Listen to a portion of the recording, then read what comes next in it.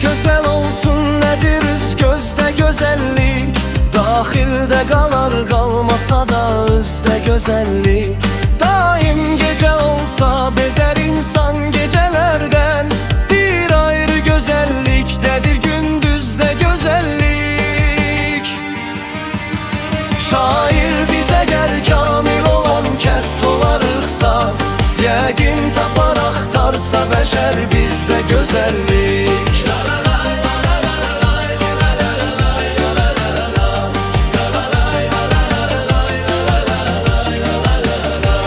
Könlün qırar əlbət kimə atsan acı bir söz, dərk et ki duyulmaqdadır xoş sözdə gözəllik.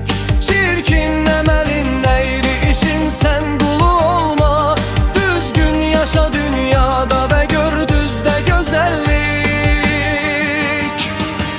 Şair bizə gəl kamil olan kəs olarıqsa, yəqin tapar axtarsa bəşər bizdə gözəllik.